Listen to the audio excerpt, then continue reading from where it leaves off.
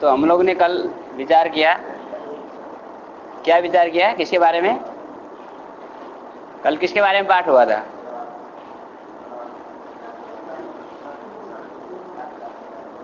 किसी को नहीं मालूम? द्रव्य, 9 द्रव्य के विषय में बात हुई थी ना, द्रव्य के बारे में चर्चा हुई थी कल। ठीक है, तो कितने द्रव्य है? 9 द्रव्य है। कौन कौन से? 9 द्रव्य है। ठीक है, तो उनमें से 4 द्रव्य है, पृथ्वी, जल, तेज और वायु। इन 4 का 2-2 भेद बताया। क्या क्या? नित्य और अनित्य, नित्य और अनित्य। ठीक है, नित्य कौन सा? परमाणु रूप। अनित्य कौन सा? कार्य रूप। ठीक है, और इनका अनित्य जो 3 का भी, अनित्य जो 4 है उनका 3 भेद बताया। फिर शरीर, इंद्रिय और विषय। ठीक है, पार्थिव शरीर कौन सा है? पार्थिव इंद्रिय कौन सा है? जलीय इंद्रिय कौन से है? जलीय इंद्रिय। वायवीय इंद्रिय और तेजस इंद्रिय, चक्षुर इंद्रिय। ठीक है, और आकाश, काल और दिक्। आकाश, काल और दिक्, इनकी क्या समानता है? नित्य है, एक है, विभु है। ठीक है, आत्मा का, आत्मा 2 प्रकार के, कौन कौन? जीवात्मा और परमात्मा। ठीक है, जीवात्मा और परमात्मा में क्या क्या समानता है?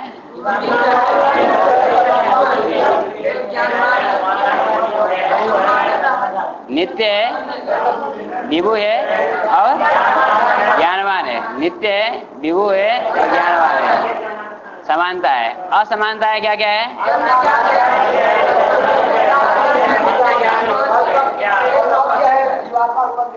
एक अल्पज्ञ है, एक सर्वज्ञ है।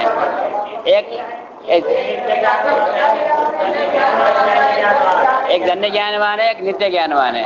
और तीसरा एक है, एक अनंत है। ठीक है, परमात्मा एक है और जीवात्मा अनेक है। ठीक है, परमात्मा एक है।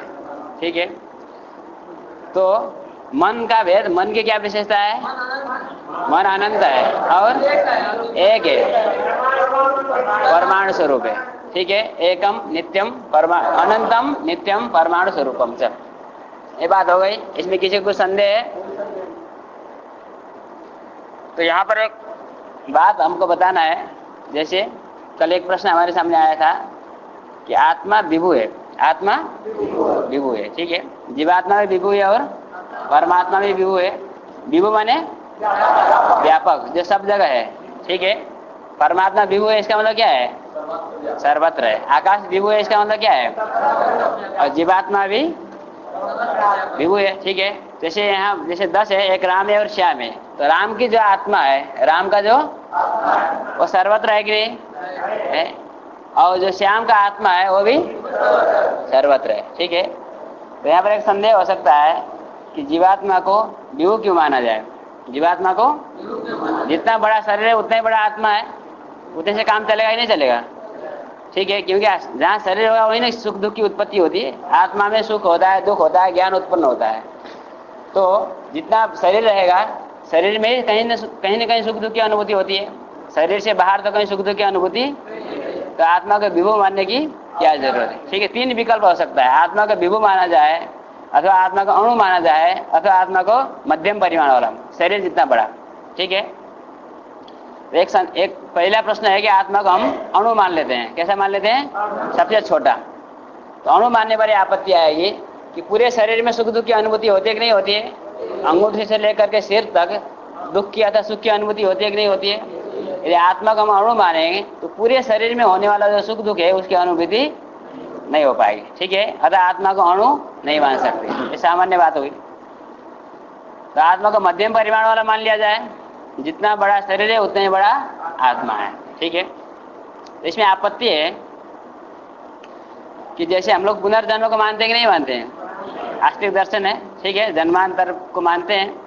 तो शरीर जैसे आत्मा क्या होगा, मध्यम परिमाण वाला हम मानेंगे तो जैसे एक शरीर है, एक मनुष्य का शरीर है 5 फीट लंबा है, 6 फीट लंबा है, ठीक है, तो उतना ही बड़ा आत्मा रहेगा। आदमी मान लीजिए मर गया तो दूसरे योनि में उत्पन्न होगा, ठीक है, हाथी होगा तो पैदा हो गया, तो हाथी का शरीर कितना होता है कितना बड़ा रहेगा, भारी से मतलब नहीं, बड़ा होता है ना, ठीक है, वो 10 फीट का हो गया मान लीजिए। तो आत्मा तो हाथी के, हमारे शरीर का जो आत्मा है वो हाथी का एक पैर में ही बराबर हो जाएगा। पूरे हाथी के शरीर में जाएगा, नहीं जाएगा। तो इसका मतलब क्या करना, हाथी के शरीर में भी पूरे शरीर में सुख दुख की अनुभूति होती है, ठीक है। तो हाथी का जितना शरीर है उतना ही बड़ा आत्मा को बनाना पड़ेगा।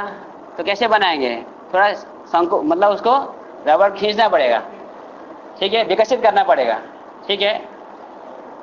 और मान लीजिए हाथी में से वो बाद में क्या हुआ, चींटी हो गया, क्या हो गया दूसरे जन्म में, चींटी हो गया। तो उस शरीर में जाएगा तो इतना छोटा आत्मा होगा, तो आत्मा में क्या होगा, संकोच होगा, मान ऐसा करना पड़ेगा। तो संकोच विकासशाली आत्मा यदि होगा तो अनित्य हो जाएगा। क्या होगा, जिसमें भी संकोच विकास होता है, संकोच होना मतलब क्या, कुछ अवयवों का नाश होना, कुछ अवयवों का, ठीक है, और बढ़ना माने कुछ अवयव उसमें जुड़ना, ठीक है। तो अवयव और उपचय मतलब अपचय और उपचय, कुछ अंश का नाश और कुछ अंश की वृद्धि, ऐसा आत्मा में यदि हम मानेंगे तो आत्मा अनित्य हो जाएगा।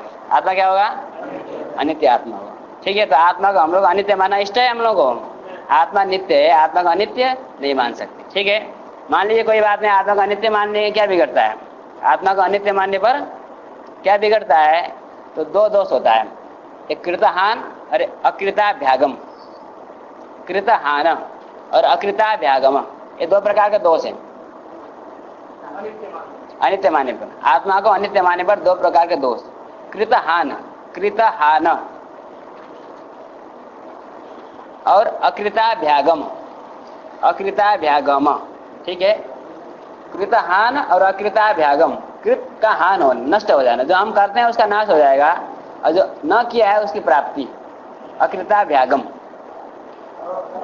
अकृताभ्यागम, अभ्यागम, अकृत अभ्यागम, अकृताभ्यागम, कृतहान अकृताभ्यागम, ठीक है।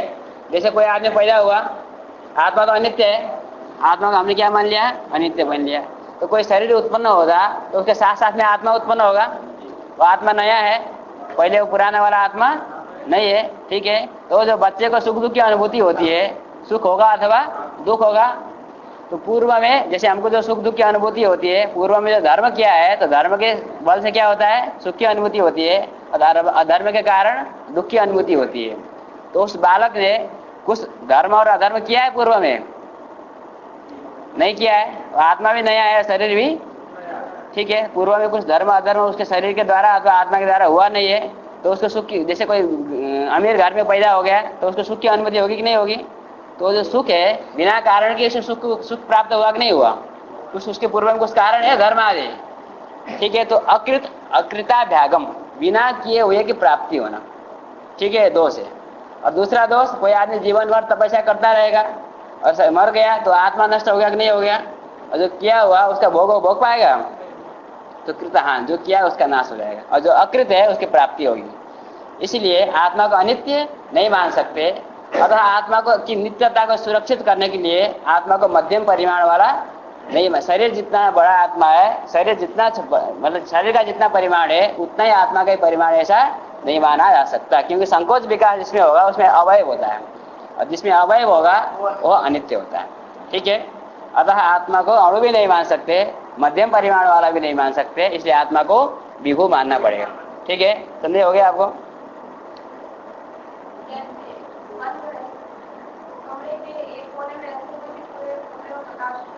हाँ,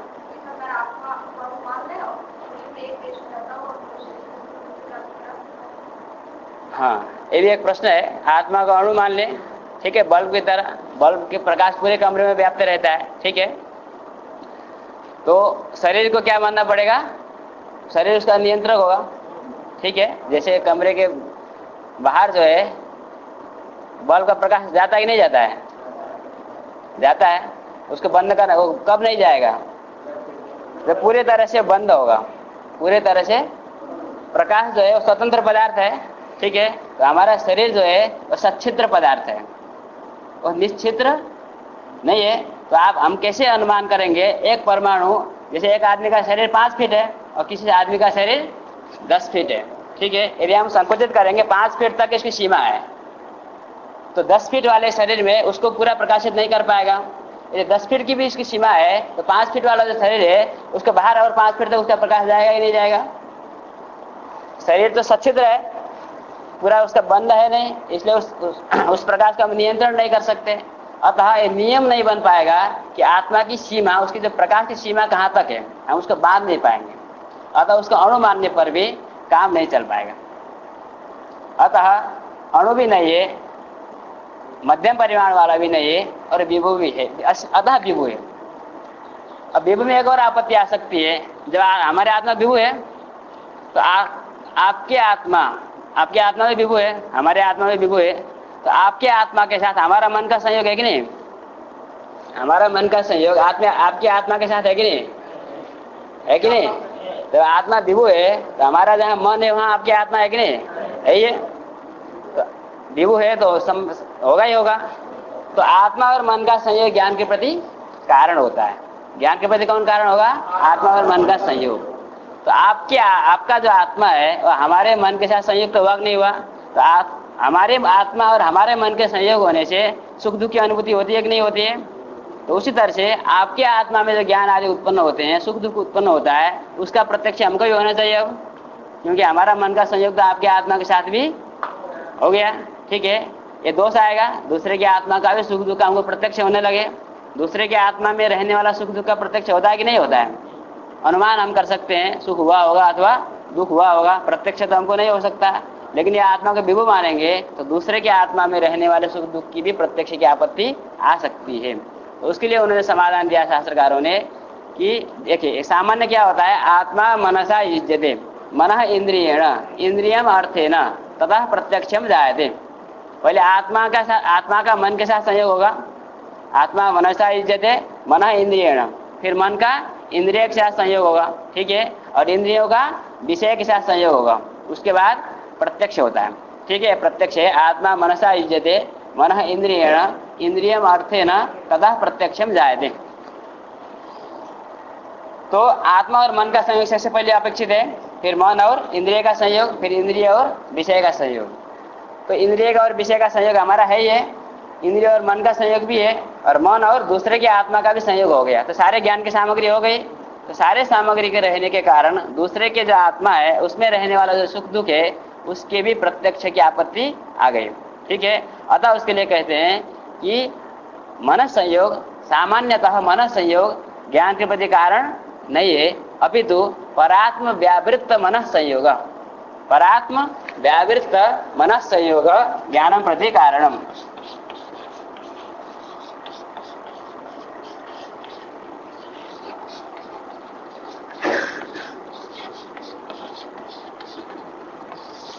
परात्म व्यावृत्त मन संयोग ज्ञानम प्रति कारणम, ठीक है। खाली मन संयोग नहीं, परात्म व्यावृत्त मन संयोग, दूसरे के आत्मा में न रहने वाला जो मन संयोग है वह ज्ञान के प्रति कारण होता है। अतः अपने आत्मा के साथ जो अपना मन का संयोग है वही ज्ञान के प्रति कारण है। दूसरे के आत्मा का जो साथ मन का जो संयोग है वो ज्ञान के प्रति कारण नहीं होता है, ठीक है। परात्म व्यावृत्त मन संयोग, परात्मा से भिन्न, व्यावृत्त माने उसको छोड़ करके, दूसरे आत्मा को छोड़ करके अपने आत्मा के साथ होने वाला जो मन संयोग है वो ज्ञान के प्रति कारण होता है। तो आपके आत्मा के साथ जो हमारा मन संयोग है वो परात्मा संयोग हुआ ना, परात्मा व्यावृत्त मन संयोग हुआ। आपके आत्मा के साथ हमारा मन का जो संयोग है आपके आत्मा परात्मा हुई, तो परात्मा मन संयोग हुआ। परात्मा व्यावृत्त मन संयोग हो तो ज्ञान के प्रति कारण नहीं होता है। और अपने आत्मा के साथ अपना मन का जो संयोग है वो परात्मा मन संयोग है, वो परात्मा व्यावृत्त मन संयोग हुआ कि नहीं हुआ। अतः वह ज्ञान के प्रति कारण होने से अपने आत्मा में जो सुख दुख की अनुभूति होती है उसी का प्रत्यक्ष होता है, दूसरे की आत्मा में उत्पन्न होने वाला सुख दुख का प्रत्यक्ष नहीं होता है, ठीक है। चलिए ये तो हो गई बात बाहर की। ये थोड़ी बड़ी बात है, हम छोटी छोटी बात बताने के लिए शिविर चला रहे हैं, ठीक है। इसके लिए तो गुरु जी लोग हैं। अब देखिए, हम विषय पर आते हैं। कई लोगों ने हमसे कहा कि हमको समझ में नहीं आ रहा है क्या प्रकारता है और क्या विशेषता है, तो थोड़ा हम इसको दोहराते हैं। जिसको समझ में नहीं आ रहा है वो लोग थोड़ा ध्यान दें जल्दी। एक वाक्य हम लोगों ने लिया, रूपवान घटः, रूपवान घटः, ठीक है। घट यहाँ पर विशेष्य है, घट क्या है विशेष्य है। घट का विशेषण कौन है रूप, रूप क्या है विशेषण। और जो विशेषण होता है उसको क्या कहते हैं प्रकार। तो रूप क्या हुआ प्रकार हुआ, ठीक है, रूप हुआ प्रकार।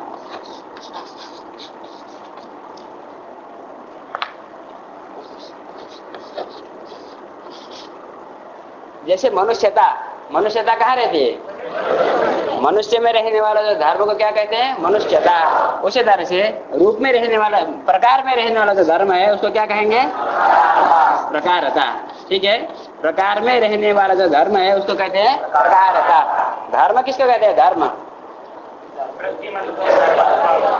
वृत्तिमत्तम धर्मत्तम, जो रहे उसको धर्म कहते हैं, ठीक है।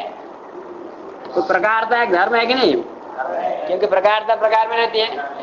तो प्रकार में रहने वाला जो धर्म उस धर्म का नाम हुआ प्रकारता। तो यहाँ रूप प्रकार है कि नहीं, रूप क्या है, इसलिए रूप में क्या रहेगी प्रकारता। तो रूप में है ना में, तो में जो हम हिंदी में कहते हैं उसको निष्ठ, ये संस्कृत शब्द है, वृत्ति निष्ठ। रूप में प्रकारता हो गई रूप निष्ठा प्रकारता, रूप में प्रकारता है, रूप में प्रकारता, ठीक है। तो रूपनिष्ठ जो प्रकारता है उसी तरह से विशेष कौन हुआ विशेष हुआ घट, ठीक है। और विशेषता घटनिष्ठा, जो विशेष होता है उसमें क्या रहती है विशेषता। यहाँ विशेष कौन है, इसलिए विशेषता कहाँ रहेगी घट में रहेगी। तो विशेषता हो गई घटनिष्ठा, घटनिष्ठा विशेषता।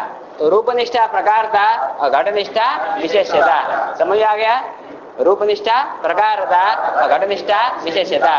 इस प्रकारता और विशेषता को जोड़ने के लिए हमने किस शब्द का हम प्रयोग करेंगे निरूपित, ठीक है। निरूपित निरूपक भाव संबंध होता है, उसको बताने का शब्द है निरूपित शब्द। तो इधर है रूपनिष्ठ प्रकारता और नीचे है घटनिष्ठ विशेषता। तो दोनों को निरूपित शब्द से हम जोड़ेंगे, रूपनिष्ठ प्रकारता निरूपित घटनिष्ठ विशेषता। तो विशेषता कहाँ है घट में है, तो विशेषतावान घटः। रूपनिष्ठ प्रकारता निरूपित घटनिष्ठ विशेषतावान घटः। ये वाक्य हो गया, यहाँ तक समझ आ गया। आप लोगों को जल्दी पकड़ना है, ठीक है, क्योंकि हमको आगे भी पाठ बढ़ाना है। अब देखिए प्रकारता, रूपनिष्ठा प्रकारता है कि नहीं, रूपनिष्ठ प्रकारता। इस प्रकारता का एक अवच्छेदक धर्म होता है, प्रकारता का अवच्छेदक धर्म, ठीक है, प्रकारता को नियंत्रित करने वाला। तो उसके लिए क्या नियम है, प्रकारता का अवच्छेदक धर्म कौन होता है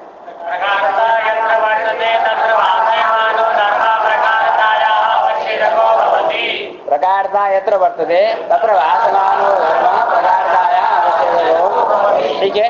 जो हमने जो नोट किया है उसको आपको याद करना है, तभी ना आगे बढ़ेगा, तभी ना समझ में आएगा।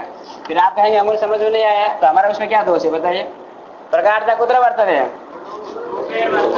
रूपे, प्रकारता कहाँ रहती है रूप में। उस रूप में भाषित होने वाला धर्म कौन हुआ रूपत धर्म।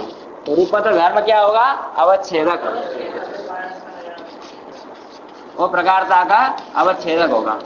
प्रकारता यत्र वर्तते, प्रकारता कुत्र वर्तते रूपे वर्तते, तत्र भासमानः धर्म रूपत धर्म सद धर्म प्रकारतायाः अवच्छेदको भवति। और रूपत धर्म व प्रकारता का अवच्छेदक, कौन सी प्रकारता का,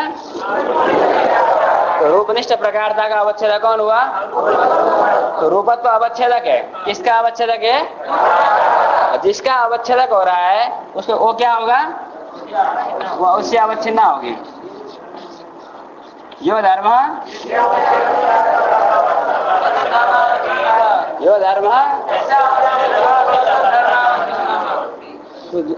यह धर्म रूपत्व धर्म यस्यावच्छेदक, जिसका अवच्छेदक है। किसका अवच्छेदक है?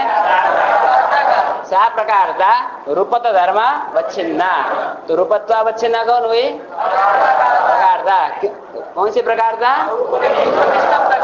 तो रूपनिष्ठ प्रकारता का अवच्छेदक धर्म जब रूपत्व हुआ, अतः रूपत्वावच्छिन्ना हो गई रूपनिष्ठा प्रकारता। ठीक है, रूपत्वावच्छिन्ना रूपनिष्ठ प्रकारता हो गई। अब विशेषता में चले जाइए। विशेषता किम निष्ठा? घटनिष्ठा विशेषता। ठीक है, घटनिष्ठ विशेष्यता। विशेषता यत्र वर्तते कुत्र वर्तते? तत्र भासमानः धर्म घटत्वम् स धर्म विशेषतायाः अवच्छेदको भवति। तो घटत्व धर्म विशेषता का अवच्छेदक हुआ। कौन सी विशेषता का? घटनिष्ठ विशेषता का अवच्छेदक कौन हुआ? घटत्व हुआ। अतः घटत्वावच्छिन्ना घटनिष्ठा विशेषता, घटत्वावच्छिन्ना। ठीक है, और प्रकारता कीदृशी? रूपत्वावच्छिन्ना रूपनिष्ठा प्रकारता। प्रकारता कीदृशी? रूपत्वावच्छिन्ना रूपनिष्ठा प्रकारता। और विशेषता कीदृशी? घटत्वावच्छिन्न घटनिष्ठ। अभी कोई है जिसको समझ में नहीं आ रहा हो? चलिए, यह तो प्रकारता का अवच्छेदक धर्म हुआ। उसी तरह से प्रकारता का अवच्छेदक संबंध होता है। उसके लिए क्या नियम है? येन संबंधेन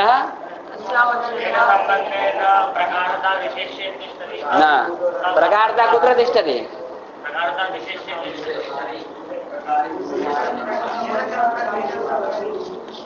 प्रकारता कुत्र तिष्ठति? प्रकारता कुत्र तिष्ठति?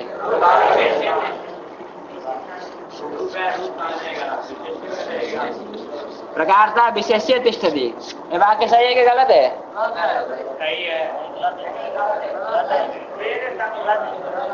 प्रकारता विशेष्य तिष्ठति न वा? हाँ कहने वाले कितने लोग हैं? हाथ खड़े करें। दो है? तीन? विशेष्य में प्रकारता रहती है, विशेष्य में विशेष्यता रहती है।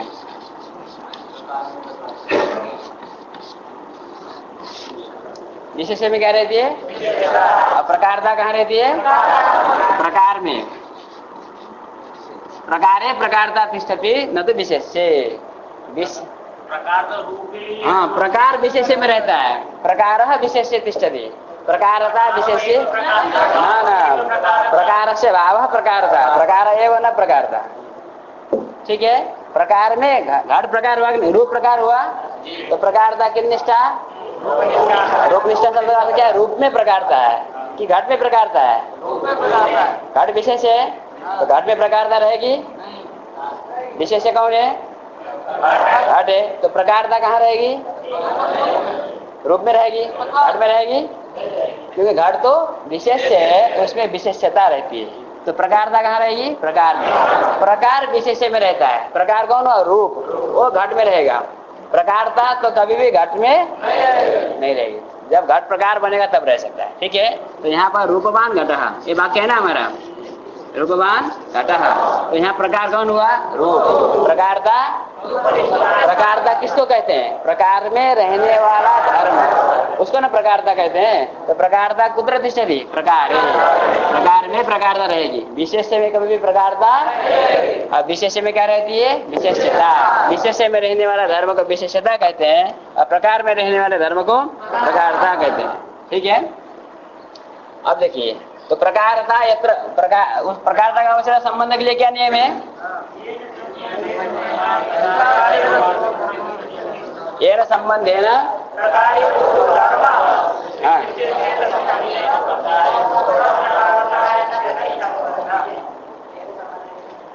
आप लोग याद नहीं किए कोई भी?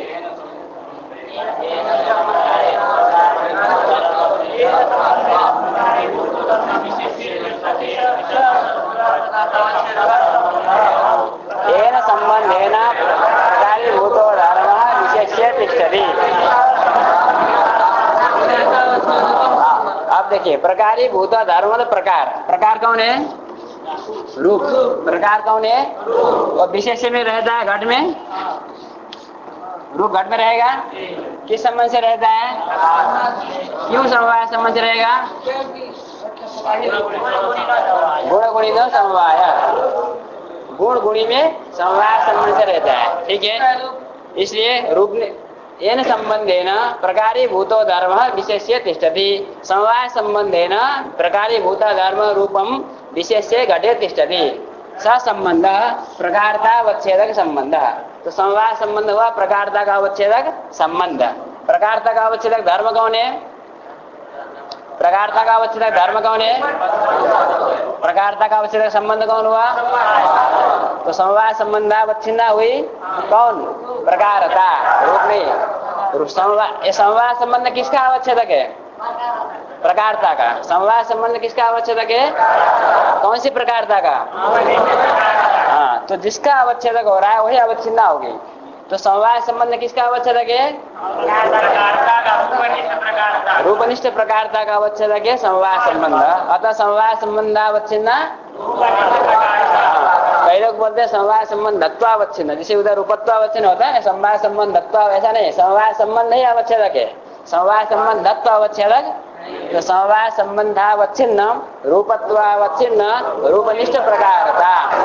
समवाय संबंधावच्छिन्न रूपत्वावच्छिन्न रूपनिष्ठ प्रकारता निरूपित। विशेष्य कौन है? विशेष्यता, विशेषतावच्छेदकम घटत्वावच्छिन्न घटनिष्ठ विशेषता। तो वाक्य पूरा क्या हुआ?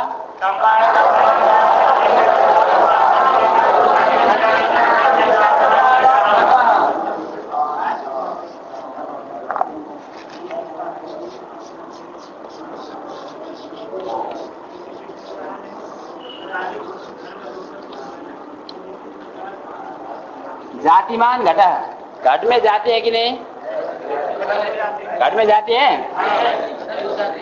घट में कौन कौन जाति है?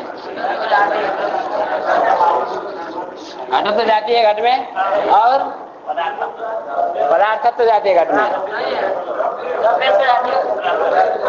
घट में पदार्थत्व जाति है कि नहीं?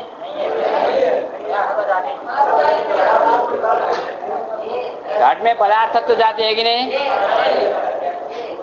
है? कहने वाले कितने लोग हैं? घट में पदार्थत्व जाति है।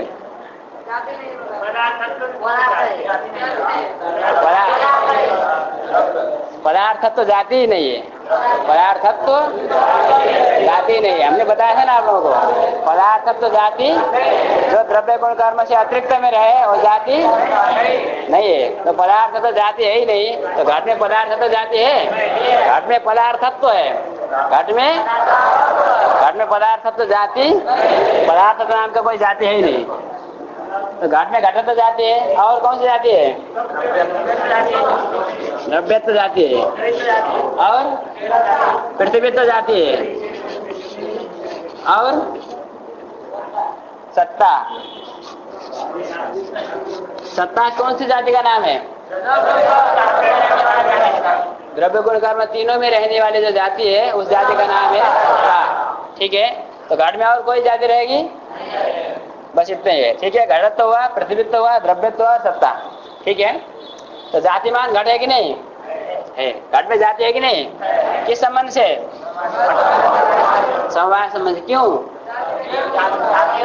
जाति व्यक्ति और समवाय, जाति और व्यक्ति का समवाय संबंध होता है। ठीक है, तो यहाँ पर लीजिए अत्र प्रकार, यह प्रकार कौन है? विशेष्य कौन है? प्रकारता जाति निष्ठा, प्रकारता अवच्छेदकम जातित्वम। ठीक है, और प्रकारता अवच्छेदक संबंध समवाय संबंध, समवाय संबंधावच्छिन्न जाति निष्ठा प्रकारता, और जातित्व अवच्छिन्न जाति निष्ठा प्रकारता में दो विशेषण हो गया ना, जातित्वावच्छिन्न जाति निष्ठा प्रकारता, फिर समवाय संबंधावच्छिन्न। ठीक है, प्रकारता जाति निष्ठा प्रकारता जातित्वावच्छिन्न, पुनः समवाय संबंधावच्छिन्न। तो समवाय संबंधावच्छिन्न जातित्वावच्छिन्न जाति निष्ठा प्रकारता हो गया। यहाँ तक हो गया। समवाय संबंधावच्छिन्न जातित्वावच्छिन्न। ठीक है, आगे क्या है? विशेष कौन हुआ?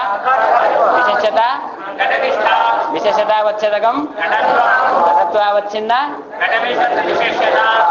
घटनिष्ठ विशेषता, घटत्वावच्छिन्न विशेष, घटनिष्ठ विशेषत्व, घटत्वावच्छिन्न घटनिष्ठ विशेषता। तो पूरा वाक्य क्या बनेगा? समवाय।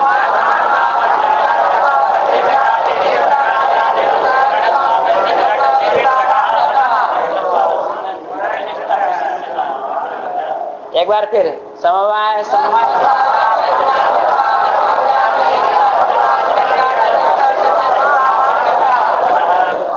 आप बताइए।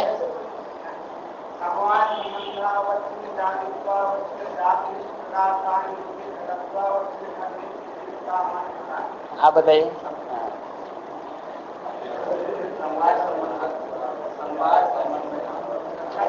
संबंधावच्छिन्न, संबंधत्वा नहीं, संबंधावच्छिन्न, जातित्वावच्छिन्न,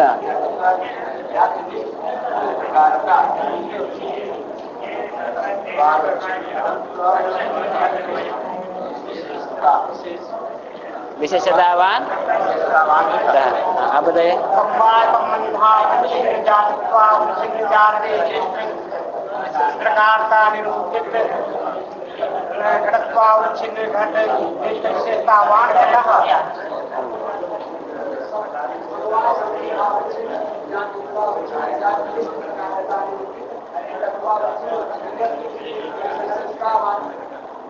आप बताइए। समवाय संबंधावच्छिन्न, जातित्वावच्छिन्न, जाति निष्ठा प्रकारता निरूपित, घटत्वावच्छिन्न, घट निष्ठा विशेषतावान। हाँ, हेलो, सफेद कुर्ता वाला।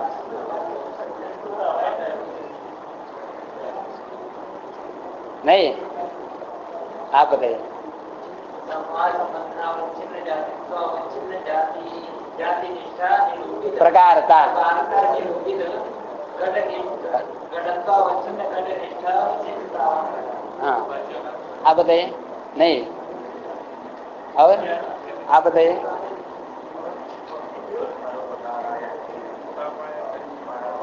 हाँ, आप बताइए। आप बताइए।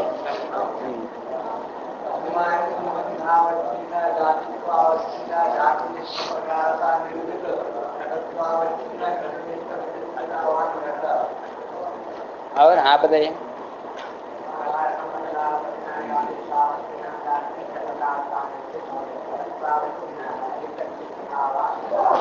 आप लोग में से अपने। हाँ, आप बताइए।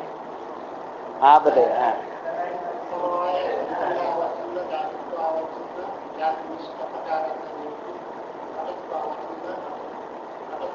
घटनिष्ठ, घटत्वावच्छिन्न, घटनिष्ठ विशेषतावान घट। हाँ, आप बताइए।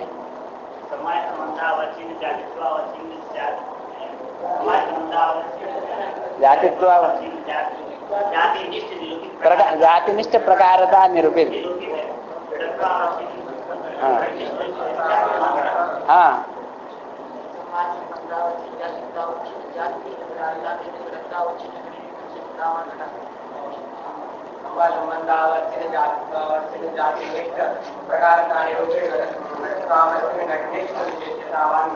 और कोई जिसको समझ में ना आया हो?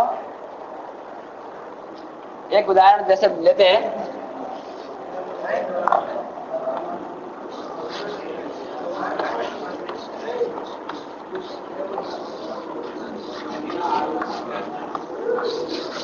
घटत्वान घटः, घटत्वान इसे प्रकार कौन है? घटत्व। और विशेष कौन है? घट, घट विशेष है। ठीक है, इसको कौन बोलेगा? ये जाति में जाति रह जाएगी, घटत्व जाति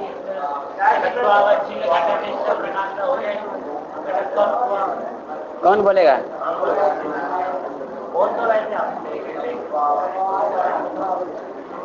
बहुत कम हाथ खड़े हो रहे हैं।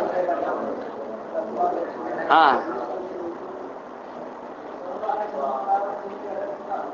गलत, गलत। नहीं, तुम नहीं। हाँ ना, संयुक्त स्वरूप संबंध। हाँ, हाँ, रुके रुके रुके। हाँ, बोलिए।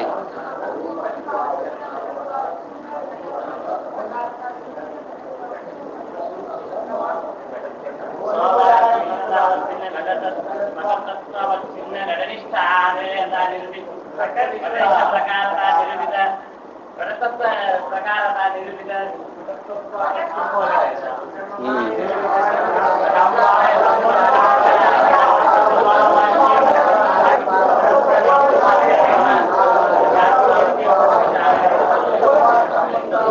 है बोलने के लिए तैयार है? कोई पीछे से? कोई आप बोलेंगे और कोई आप बोलिए।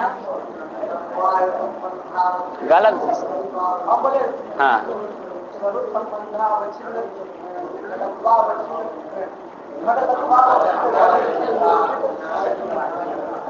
हाँ बोलिए।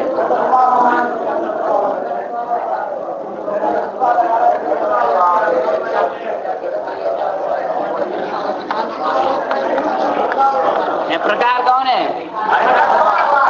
प्रकार कौन है? घटत्व प्रकार है। प्रकारता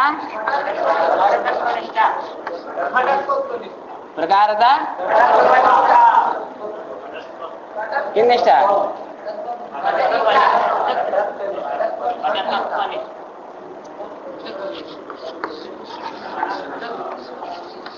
अरे जब प्रकार घटत्व है तो प्रकारता कहाँ रहेगी? जो प्रकार होगा उसी में ना प्रकारता रहेगी। इतना दिमाग दौड़ाने की जरूरत है नहीं, इसमें सीधा बात है। जब प्रकार घटत्व है तो प्रकारता घटत्व निष्ठा प्रकारता, ठीक है, एकदम साफ है।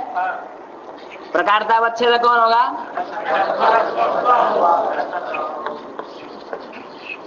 घटत्व। प्रकारता कहाँ रहेगी? घटत्व में। उस घटत्व में रहने वाला धर्म कौन है? घटत्व। तो प्रकारता अवच्छेदक हुआ घटत्व। घटत्वावच्छिन्ना प्रकारता। किन निष्ठा प्रकारता? हाँ, घटत्व निष्ठा प्रकारता। घटत्वावच्छिन्ना घटत्व निष्ठा प्रकारता। प्रकारतावच्छेदक संबंध कौन होगा? प्रकारतावच्छेदक संबंध स्वरूप संबंध। घटत्व जाति है कि नहीं? घटत्व जाति है कि नहीं? जाति में जाति रहती है कि नहीं? जाति में जाति है कि नहीं?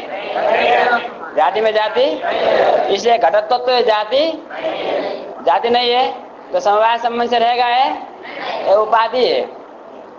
ठीक है, घटत्व न जाति, घटत्व उपाधि, क्योंकि घटत्व जाति है और जाति में जाति नहीं रहता।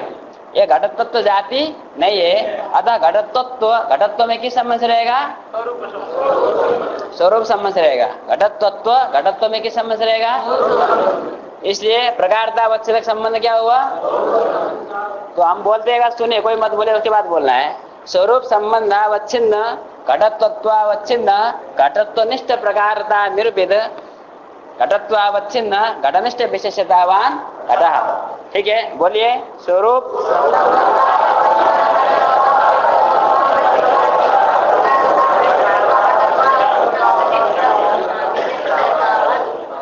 क्या हुआ? स्वरूप संबंधावच्छिन्न घटत्वावच्छिन्न घटत्वनिष्ठ घटत्वनिष्ठ प्रकारता निरूपित घटत्वावच्छिन्न घटनिष्ठ विशेषतावान। ठीक है, हो गया। घटत, क्योंकि घटत तो जाति है ना, जाति में जाति, जाति में जाति केवल द्रव्य गुण कर्म तीन में ही जाति रहती है। घटत्व तो घट में रहता है, घटत्व घट में रहेगा, वो समवाय संबंध से रहेगा। हाँ, वो समवाय संबंध रहेगा। जिस तरह हमका रूप घट में रहता है समवाय संबंध से, हाँ, उसी तरह से घटत्व रहता है घट में समवाय संबंध। हाँ, तो घटत्व से अवच्छिन्न संबंध होगा, वो भी समवाय संबंध। हाँ, लेकिन यहाँ घटत्व तो हमने लिया है ना, तो ऊपर तो हमारा घटत्व है, क्योंकि घटत्व प्रकार है। घटत्व क्या है? प्रकार था किन निष्ठा।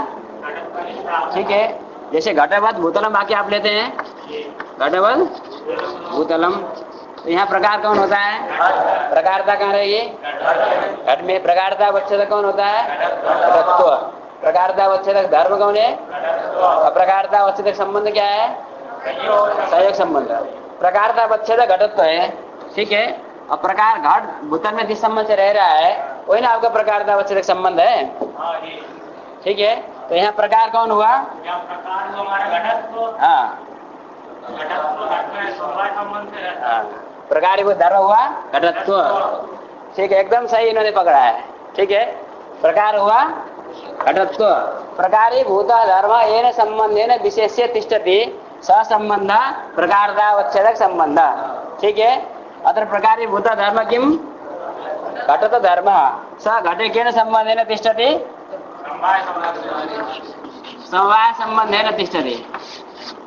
ठीक है, तो जो स्वरूप संबंध है वो गलत है, समवाय संबंध ठीक है। ठीक है, हाँ, प्रकारीभूत धर्म येन संबंधेन विशेष नियम है ना, येन संबंधेन प्रकारीभूत धर्म विशेष्य तिष्ठति। यह प्रकार कौन है? घटत्व तो प्रकार नहीं है, घटत्व तो प्रकारता अवच्छेदक है। घटत्व तो क्या है? प्रकारता अवच्छेदक है। तो प्रकारता अवच्छेदक किस संबंध से रहता है हमको देखना नहीं है। यहाँ पर हमको क्या देखना है? प्रकार किस संबंध से रहता है वो देखना है। तो प्रकार कौन हुआ? घटत्व प्रकार हुआ। विशेष्य कौन है? तो घटत्व घट में किस संबंध से रहता है? समवाय संबंध से रहता है। अतः प्रकारता अवच्छेदक संबंध समवाय संबंध। ठीक है, इन्होंने एकदम सही पकड़ा है, प्रकारता अवच्छेदक संबंध समवाय संबंध। ठीक है, यदि हम घटत्व को यदि प्रकार बनाएंगे कहीं पर तब वहां पर स्वरूप संबंध आएगा। ठीक है, तो यहाँ पर प्रकारता अवच्छेदक संबंध क्या हुआ? समवाय संबंध। प्रकारता अवच्छेदक धर्म कौन हुआ? घटत्व। तो क्या बोलेंगे इस वाक्य को? समवाय संबंधावच्छिन्न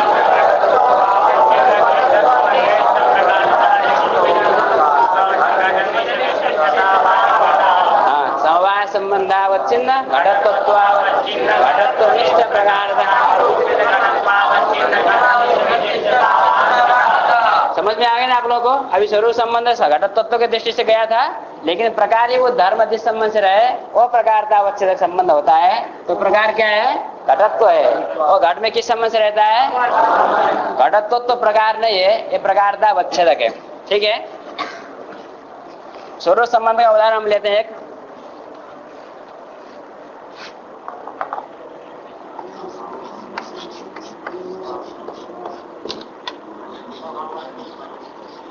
रूपा भावान वायु। यह प्रकार कौन है? रूपा भाव। प्रकारता रूपा भाव निष्ठा। प्रकारता अवच्छेदकम रूपा भावत्वम। प्रकारता अवच्छेदक संबंध स्वरूप संबंध। रूपा भाव प्रकार है तो भाव में किस संबंध रहेगा? क्यों स्वरूप संबंध? क्योंकि अभाव स्वरूप संबंध से अपने अधिकरण में रहता है। ठीक है, तो प्रकारता अवच्छेदक संबंध विशेष्य विशेष्यता विशेषता अवच्छेदकम विशेषता अवच्छेदक संबंध नहीं होता। ठीक है, तो क्या हुआ? बाकी क्या हुआ? स्वरूप संबंध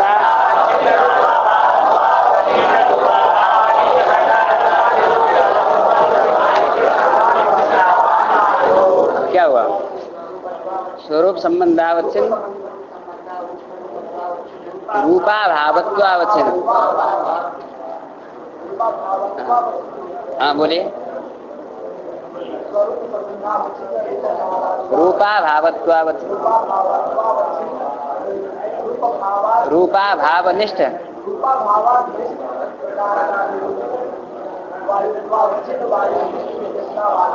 हाँ आप बोलिए।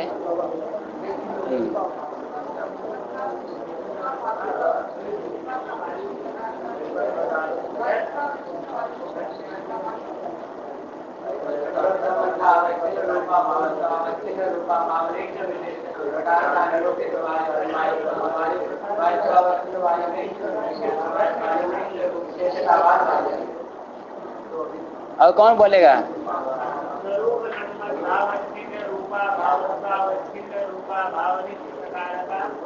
निरूपित।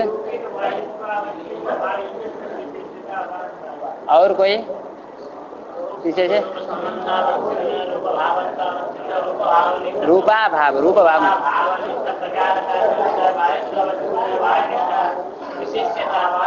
हाँ आप बोलिए।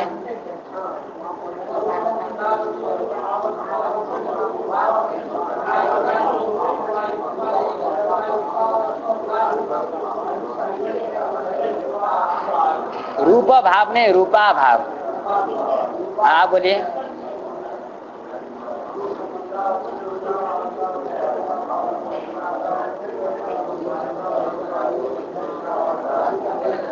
हाँ आप बोलेंगे, आप बोलिए। हाँ हाँ मैं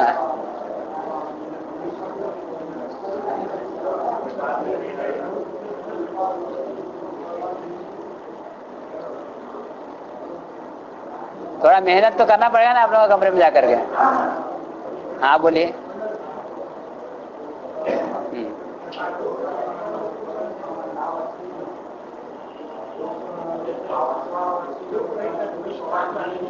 रूपा भावनिष्ठ, रूपा भावनिष्ठ प्रकारता।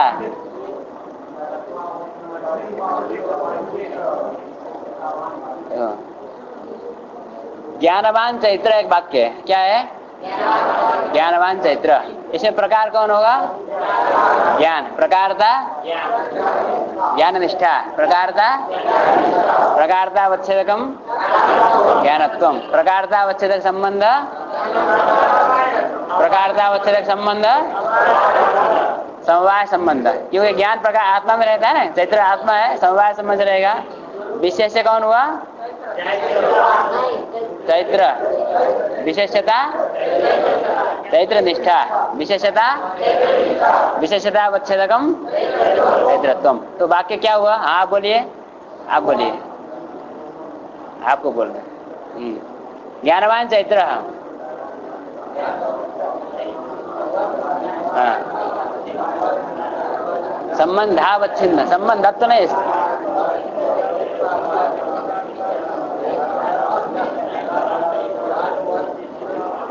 ज्ञानत्वावच्छिन्न,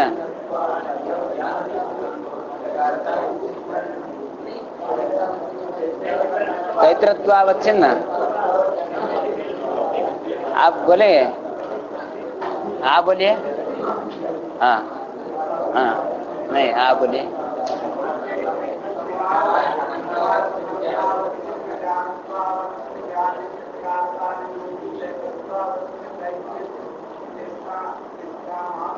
हाँ चैत्र। हाँ बोलिए। ज्ञानत्वावच्छिन्न, ज्ञान प्रकार है ना।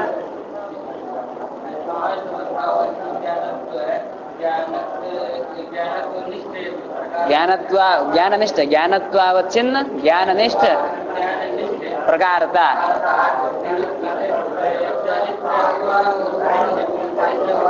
चैत्रनिष्ठ विशेषतावान चैत्र।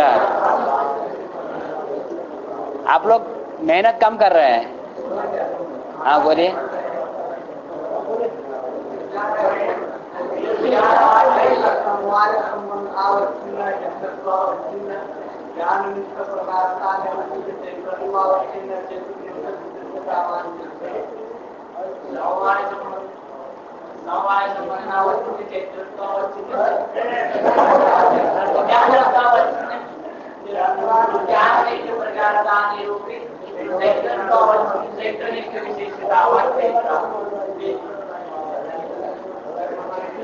हाँ तुम बोलो।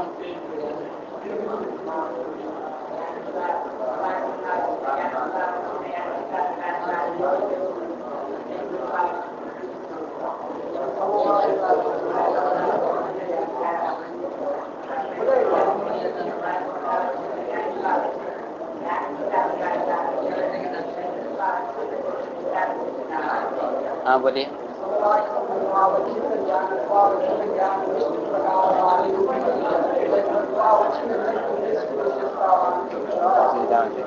आप लोगों का मेहनत कम हो रहा है। चलिए तो हम लोग आगे बढ़ते हैं, ठीक है।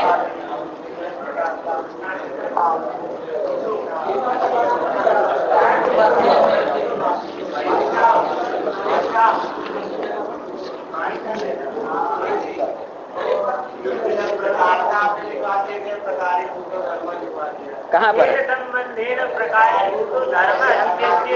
हाँ प्रकारीभूत धर्म ने प्रकार, प्रकारीभूत धर्म माने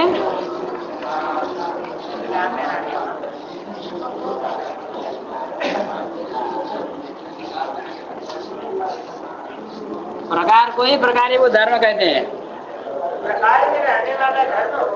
ना। प्रकार में रहने वाला धर्म तो प्रकारता है। प्रकारीभूत धर्म माने प्रकार, प्रकारीभूत धर्म माने प्रकारीभूत मतलब जो धर्म प्रकार बना हुआ है उस धर्म को कहते हैं प्रकारीभूत धर्म। प्रकार भी तो धर्म है खुद, प्रकार था जैसे धर्म है वैसे प्रकार भी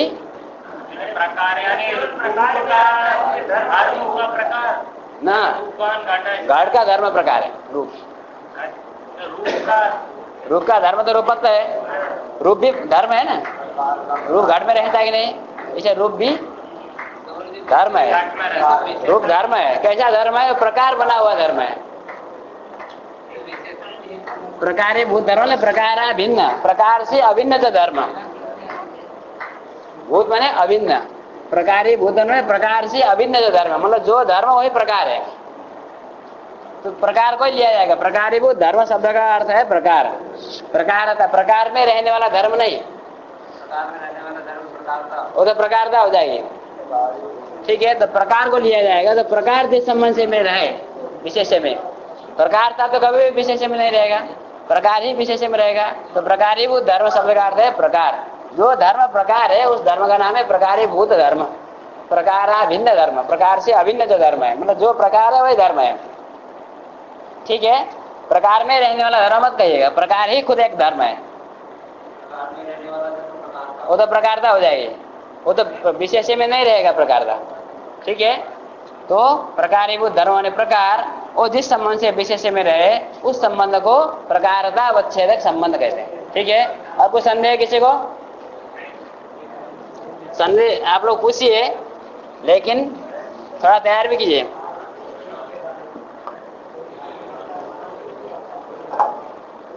अब देखिए हम द्रव्य के बारे में हम लोगों ने चर्चा किया था, और गुण से हम थोड़ा ऊपर से गुण के बारे में चर्चा करते हैं। गुण 24 है, कितने लोगों को याद नहीं है? कितने लोगों को याद नहीं है 24 गुण?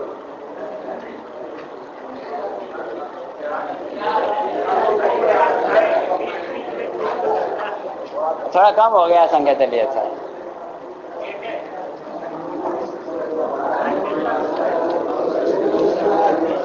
पहला गुण कौन है? 24 गुण है, हमारे साथ में बोलिएगा थोड़ा धीरे धीरे। रूप, रस, रंग, स्पर्श, संख्या, परिवार, पृथक, संयोग, विवाह, परक, अपरक, गुरु, द्रवत्व, स्नेह, सत्व, बुद्धि, सुख, दुख, इच्छा, द्वेष, प्रेम, धर्म, अधर्म, ठीक है। 24 गुण है, चलिए आज बढ़िया हुआ है। तो 24 गुण में से पहला गुण कौन है? रूप, रूप है पहला गुण है, ठीक है। तो लक्षण वगैरह तो हम अभी यहाँ नहीं बता पाएंगे, खाली भेद बताते हैं। इसके 7 भेद हैं, शुक्ल, नील,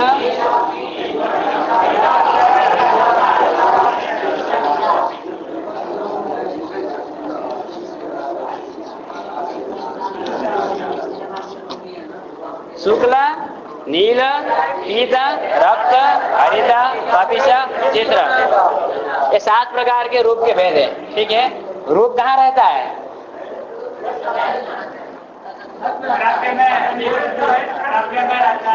द्रव्य में तो है, ठीक है, कोई भी गुण द्रव्य में रहेगा। 24 गुण कहाँ रहते हैं? किस संबंध से?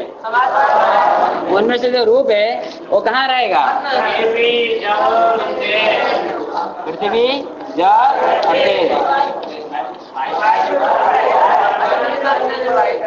तीन में रूप रहता है, ठीक है। रूप के 7 भेद हो गए, ठीक है, हो गया एक हुआ। दूसरे नंबर में रस, रस के 6 भेद हैं, कौन कौन? मधुर, अम्ल, लवण,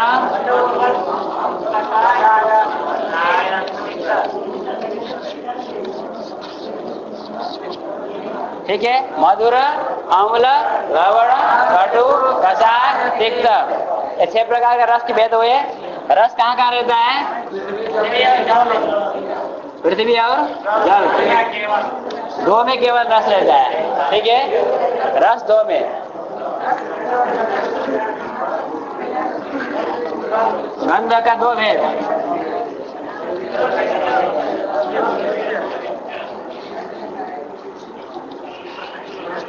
गंध के दो भेद कौन कौन हुए? गंध का आश्रय कौन है? पृथ्वी। गंध केवल पृथ्वी में रहता है, अन्यत्र गंध नहीं रहता। ठीक है। चौथा कौन हुआ? स्पर्श। स्पर्श का तीन भेद है। कौन? शीत, उष्ण, शीतोष्ण नहीं, अनुष्णा शीत,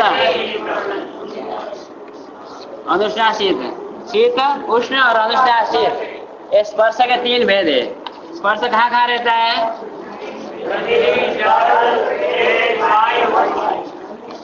मन में नहीं रहता,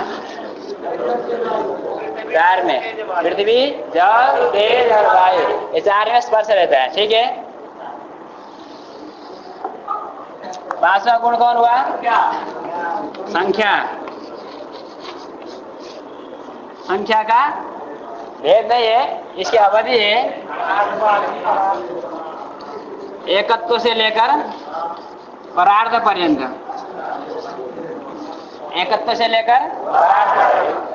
ठीक है। एक श्लोक है, किसी याद है? एकम दश शतम।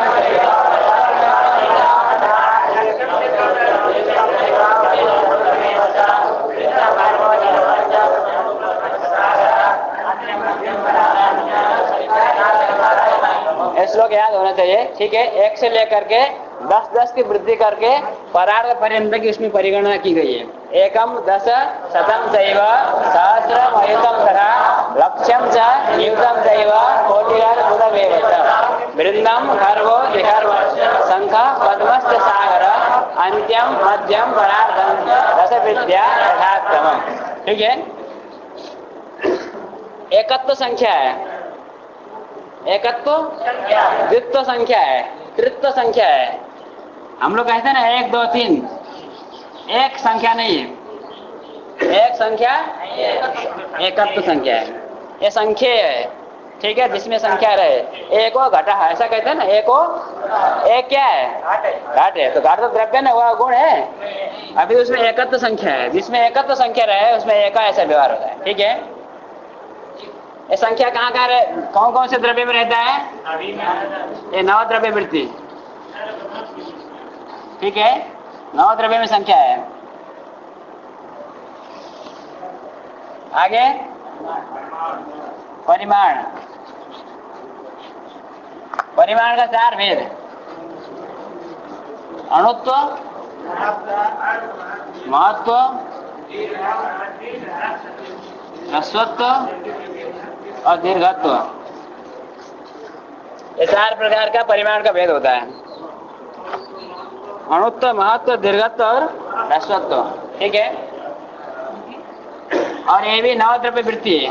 परिमाण भी नव द्रव्य में रहता है। ठीक है।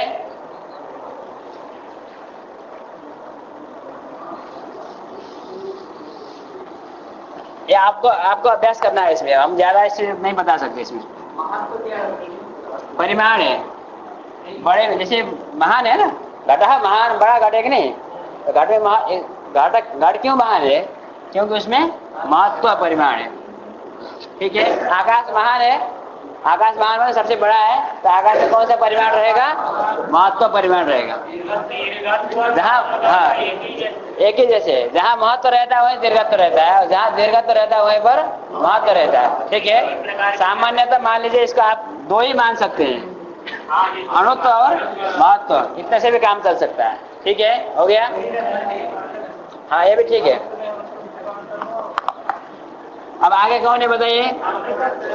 पृथक्त्व। पृथक्त्वम। ठीक है। पृथक्त्व का कोई भेद नहीं है। ये पृथक्त्व कहाँ रहेगा? नवद्रव्य में। पृथक्त्व भी नवद्रव्य में रहता है। ठीक है। आगे कौन आएगा? संयोग। संयोग का क्या भेद है? कौन कौन? हाँ, संयोग का 2 भेद है।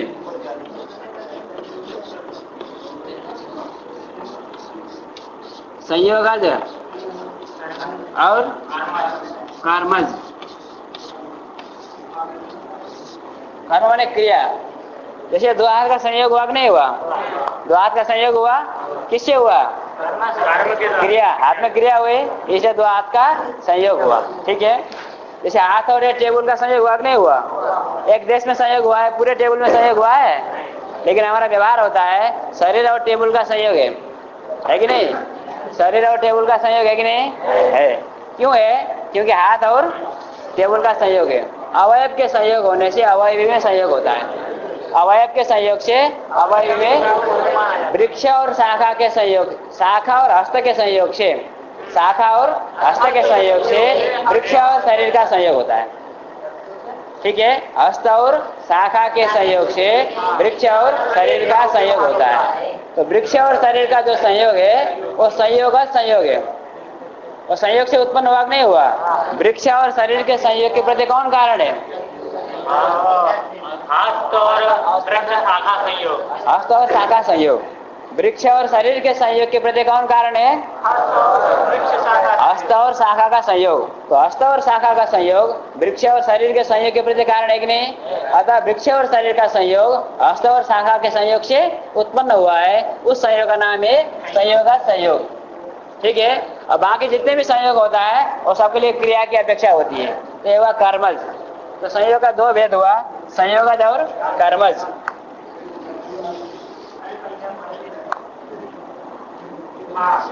आगे विभाग है। विभाग का कितने भेद है? विभागज और कर्मज। यहाँ पर वही हालत है। हाथ और शाखा के विभाग होने से, हस्त और शाखा के विभाग होने से वृक्ष और शरीर का विभाग होगा कि नहीं होगा? हस्त और शाखा के विभाग से किसका विभाग होगा? वृक्ष और शरीर का विभाग हुआ। तो वृक्ष और शरीर के विभाग के प्रति हस्त और शाखा का विभाग कारण हुआ। तो वृक्ष और शरीर का जो विभाग है वो विभागज विभाग है, विभाग से उत्पन्न होने वाला विभाग है। ठीक है।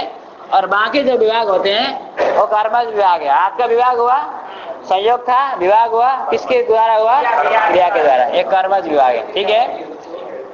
तो विभाग का भी दो भेद हुआ, विभागज और कर्मज। उसके बाद कौन सा गुण है?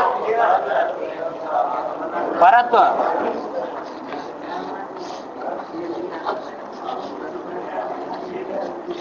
देखिए ये हमने जो अभी बताया ना 5, संख्या, परिमाण, पृथक्त्व, संयोग और विभाग। संख्या, परिमाण, सुनिए अल्लाह मत कीजिए। संख्या, परिमाण, पृथक्त्व, संयोग और विभाग, ये जो 5 गुण है ये सब नवद्रव्य वृत्ति है।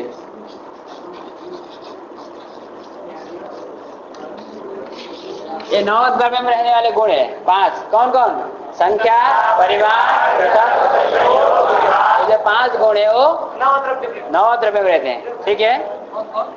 संख्या जी 5, संख्या से लेकर के आगे 5, संख्या, परिमाण, पृथक्त्व, संयोग और विभाग। ठीक है। ये नवद्रव्य में रहने वाले गुण है। आगे चलिए परत्व और अपरत्व। ये साथ साथ में हमारा होगा इसकी व्याख्या। परत्व और अपरत्व 2 प्रकार के हैं, कालकृत और विकृत। काल के द्वारा परत्व अपरत्व व्यवहार होता है और दिक् को मान करके परत्व अपरत्व व्यवहार होता है। जैसे एक ज्येष्ठ है, जैसे एक 10 साल का आदमी है और एक 5 साल का आदमी है। तो ज्येष्ठ साल का 10 साल का जो आदमी है उसमें परत्व रहेगा, उसको क्या कहेंगे? कालकृत परत्व। जो ज्येष्ठ है उसमें परत्व रहता है, उस परत्व का नाम क्या है? कालकृत परत्व। और जो कनिष्ठ है 5 साल का आदमी उसमें क्या रहेगा? उसमें कालकृत अपरत्व रहेगा। ठीक है। 10 साल का आदमी में परत्व रहेगा, वो कालकृत परत्व है। और 5 साल के आदमी में क्या रहेगा? अपरत्व, वो कालकृत अपरत्व है। ठीक है। और एक आदमी 10 किलोमीटर की दूरी पर बैठा है, उसमें क्या रहेगा? परत्व, और विकृत परत्व है। और एक 5 किलोमीटर पर बैठा हुआ है उसमें अपरत्व रहेगा, और विकृत अपरत्व। ठीक है। जो दूरी के हिसाब से पर है उसमें विकृत परत्व रहेगा, और जो पास में है, नजदीक में है, उसमें विकृत अपरत्व रहेगा। और जो ज्येष्ठ है उसमें कालकृत परत्व रहेगा, और जो कनिष्ठ है उसमें कालकृत अपरत्व रहेगा। ठीक है। जैसे एक आदमी है 5 साल का, एक आदमी है 10 साल का। एक 5 साल का आदमी और एक और जो 5 साल का आदमी है वो 10 किलोमीटर की दूरी पर है, और जो 10 साल का आदमी है वो 5 किलोमीटर की दूरी पर है। समझ गए नहीं हमारी बात? एक आदमी 5 साल का है और एक आदमी 10 साल का है, और जो 5 साल का आदमी है वो 10 किलोमीटर की दूरी पर बैठा है, और जो 10 साल का आदमी है वो 5 किलोमीटर की दूरी पर बैठा है। अब वो जो 5 किलोमीटर की दूरी पर बैठा हुआ है 10 साल का आदमी, उसमें परत तो रहेगा क्या अपरत तो रहेगा? दोनों रहेगा, परत तो भी है और कौन सा परत है कौन सा अपरत है?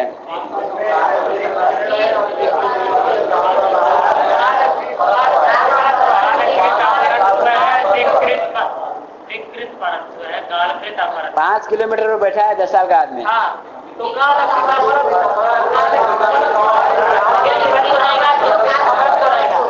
कालकृत परत रहेगा और दिक्कृत। अच्छा 10 किलोमीटर पर आदमी बैठा है 5 साल का, उसमें क्या रहेगा? दिक्कृत परत रहेगा और कालकृत परत रहेगा। ठीक है, ये हो गया परत अपरत हो गया।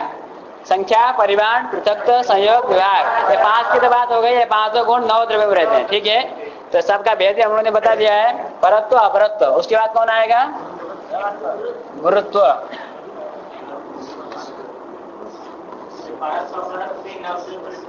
ना, ये पृथ्वी आदि चतुष्टय मनोवृत्ति मूर्त द्रव्य में रहता है। परत्व अपरत्व कहाँ रहता है? मूर्त द्रव्य में। मूर्त द्रव्य कौन कौन से हैं? मन, पृथ्वी, जल, तेज, वायु, मन, ये 5 में परत्व अपरत्व रहता है।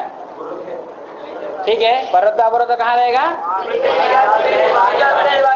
मूर्त द्रव्य में। ठीक है, आगे आया गुरुत्व। आप लोग आजकल एक गुरुत्व शब्द बहुत प्रचलित में हुआ है, जो वैज्ञानिक लोग कहते हैं। गुरुत्व कहते हैं कि नहीं? तो आप ऐसा भ्रम मत कीजिएगा कि वो गुरुत्व और ये गुरुत्व में बहुत अंतर है। ठीक है, आज विज्ञान में जो गुरुत्व कहा जाता है साइंस में, और हमारे न्याय में जो गुरुत्व कहा गया है उसमें भेद है, उसमें समानता नहीं है। साइंस में जो गुरुत्व कहा गया है गुरुत्वाकर्षण है। पृथ्वी में एक शक्ति है जो कि पदार्थों को खींचती है, उस शक्ति का नाम है गुरुत्व। ठीक है, विज्ञान के हिसाब से। अब हमारे हिसाब से इस शब्द में गुरुत्व है। गुरुत्व माने भारीपना। गुरुत्व माने ऐसा गिरता कि नहीं गिरता है? देखिए दोनों बात है, दोनों में बात है कि गिरने के ऊपर है, लेकिन ये गिरता है क्यों? विज्ञान कहता है कि पृथ्वी खींचते है ऊपर, जिससे गिरता है। ठीक है, और न्याय के हिसाब से हम कहते हैं ये इसमें भारीपना इससे गिरता है। तो ये गुरुत्व में भेद है, समझे कि नहीं? बात क्या सही है क्या गलत अलग बात है, लेकिन आपको भेद मालूम होना चाहिए ना। तो गुरुत्व है भारीपना। ठीक है, तो कोई भी पदार्थ गिरता है, कौन गिरता है? पृथ्वी गिरता है कि नहीं? ईंट पत्थर सब गिरता है, और जल गिरता है कि नहीं ऊपर से नीचे?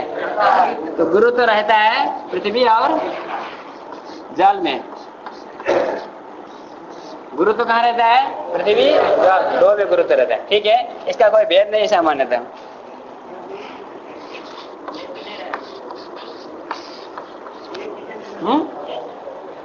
ना, देश में नहीं रहता, उसकी पृथ्वी है। गुरुत्व कहाँ रहेगा? पृथ्वी और जल दो में गुरुत्व रहेगा। ठीक है, अब द्रवत्व तो देखिए, द्रवत्व तो 2 प्रकार का है।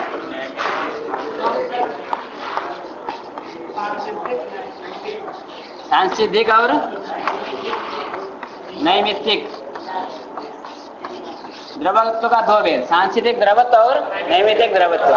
सांसिधिक द्रवत्व माने स्वाभाविक नैसर्गिक जो द्रवत्व है उसका सांसिधिक द्रवत्व कहते हैं। वो कहाँ रहेगा? जल में। सांसिधिक द्रवत्व कहाँ रहता है? जल में रहता है। ठीक है, और नैमित्तिक द्रवत्व कहाँ रहता है? पृथ्वी और तेज में। पृथ्वी और तेज में नैमित्तिक द्रवत्व रहता है। पृथ्वी में कहाँ रहेगा नैमित्तिक द्रवत्व? घृत आदि में। और निमित्त पानी से द्रव होता है कि नहीं होता है? निमित्त पानी से घृत क्या हो जाता है? द्रव। तो उसमें द्रवत्व रहता है, वो नैमित्तिक द्रवत्व है।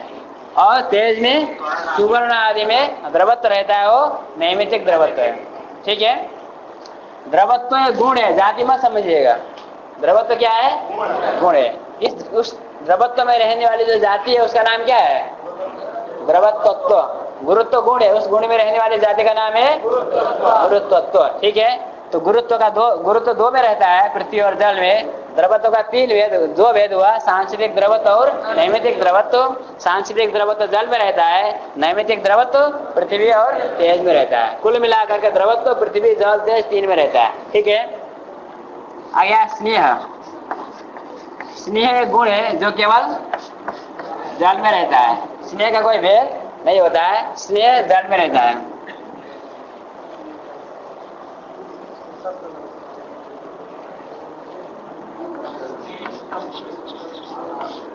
शब्द, शब्द का कितना भेद है?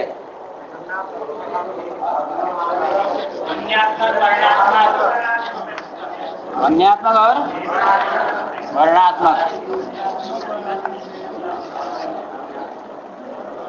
ये जो लिखा है ना बोर्ड में, ये शब्द है कि नहीं? नहीं है, न ध्वन्यात्मक न वर्णात्मक लिपि है। ये शब्द है कि नहीं जो बोर्ड में लिखा है? नहीं है। अरे वो शब्द है कि नहीं? बस इतना ही प्रश्न है कि नहीं? है कहने वाला कोई भी नहीं है?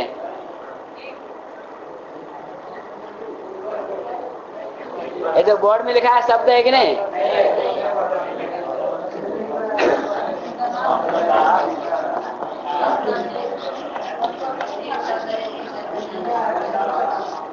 शब्द केवल आकाश में रहता है, शब्द केवल अन्यत्र कहीं पर भी शब्द।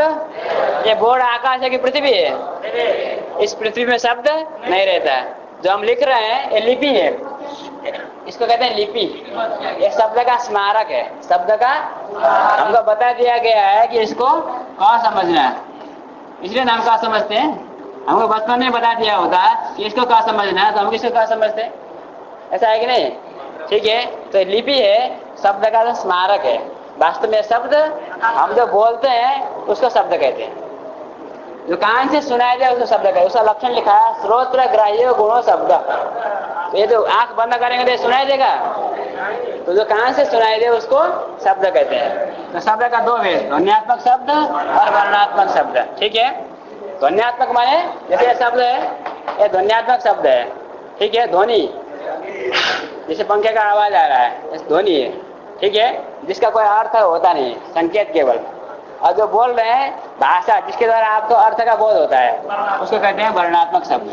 ठीक है, हो गया।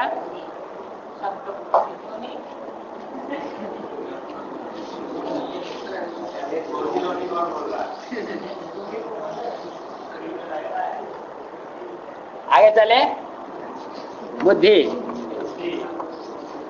बुद्धि का दूसरा नाम है ज्ञान,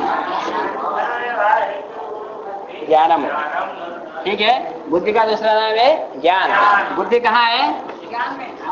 आत्मा में। बुद्धि का आश्रय केवल आत्मा है, ज्ञान केवल आत्मा में रहता है। ठीक है, ये बुद्धि का दो भेद है,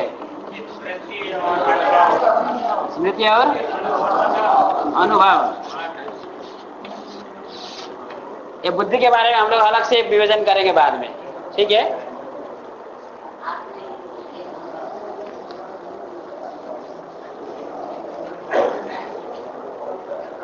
आगे कौन सा है गुण?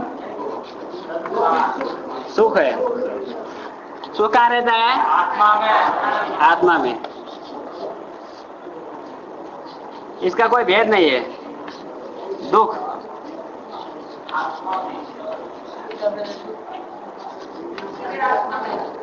इच्छा, इच्छा का कितने भेद होंगे?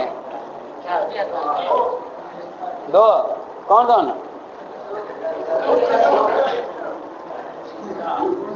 इच्छा का कोई भेद नहीं है, फिर भी सामान्य तो हम लोग दो भेद कर सकते हैं। एक होती है फलेच्छा, एक होती है उपाय इच्छा।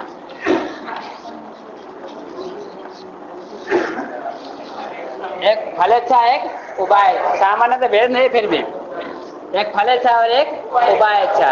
ठीक है, जैसे फलेच्छा है भोजन की इच्छा। भोजन की इच्छा क्या है? फल की इच्छा है। और हम लकड़ी ले आते हैं, गैस जलाते हैं कि नहीं जलाते हैं? ये उपाय इच्छा है। गैस जलाने की जो इच्छा है वो उपाय इच्छा है, और भोजन करने की जो इच्छा है वो फलेच्छा है। ठीक है, उपाय इच्छा के प्रति फलेच्छा कारण होती है। जब फल की इच्छा होगी तब उपाय में इच्छा होती है। ठीक है, द्वेष,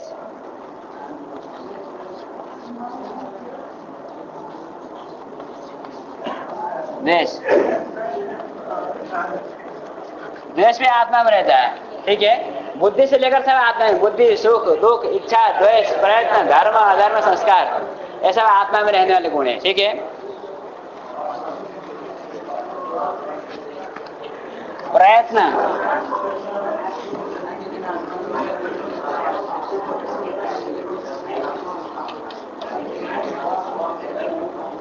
प्रयत्न, सुनिए, प्रयत्न का दूसरा नाम है कृति। प्रयत्न को क्या कहते हैं? कृति। ठीक है, इसके कितने भेद हैं? कौन कौन? प्रवृत्ति, निवृत्ति और जीवन कारण।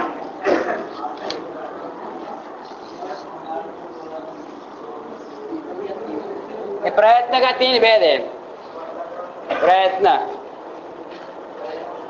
हम हाथ हिला रहे कि नहीं हिला रहे, इसको प्रयत्न कहते हैं कि नहीं?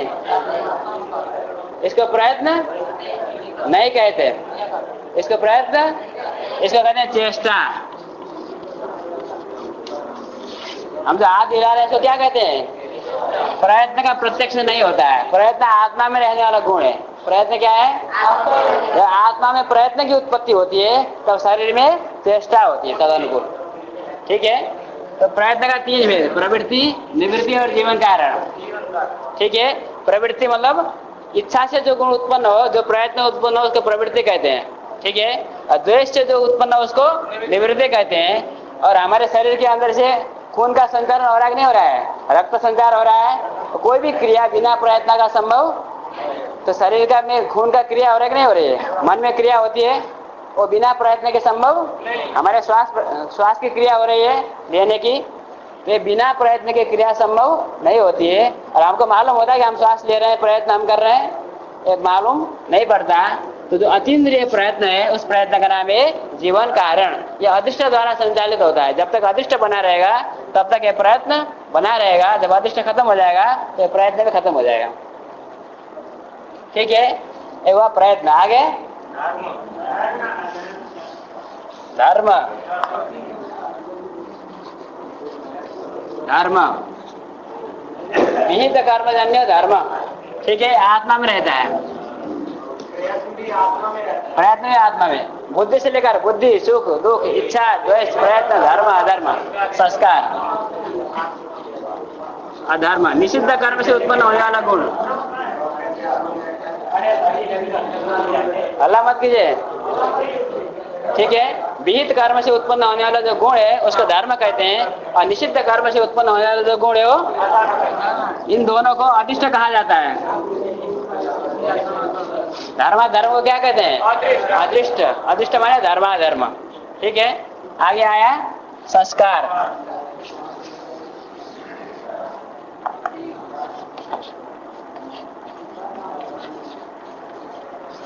संस्कार, संस्कार का 3 भेद।